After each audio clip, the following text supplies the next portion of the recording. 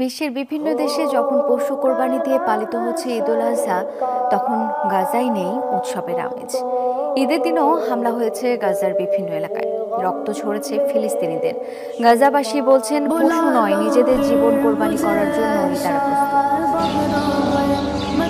পশু নয়, নিজেদের জীবন কোরবানি দিচ্ছি আমরা, বুকে হাহাকার নিয়ে এভাবেই গাজার ঈদের বর্ণনা দিলেন খান ইউনিসের বাসিন্দারা। ইসরায়েলের লাগাতার আগ্রাসনের মুখে ঈদ উদযাপন তো দূরের কথা, ঈদের দিনে বেঁচে থাকবেন কিনা নেই সে গ্যারান্টিও।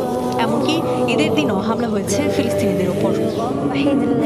অন্যান্যবার পশু কোরবানি দিয়ে আমরা আনন্দ উদযাপন করি, এবার হাজার হাজার গাজাবাসী নিজেকেই কোরবানি দিয়েছে। বিশ্বের সবচেয়ে দামি কোরবানি এখানে হয়েছে, কিন্তু কোনো আনন্দ নেই।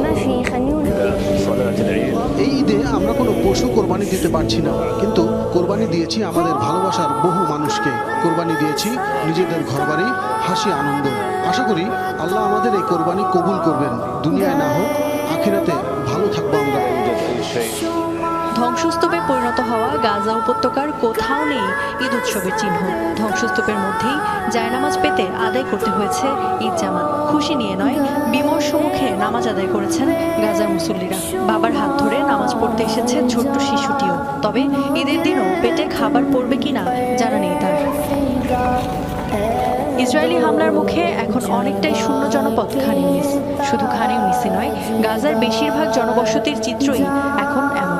ঈদের দিনও অনেকেই ফিরতে পারেনি নিজ ভিটায়, তাই খা খা করছে লোকালয়।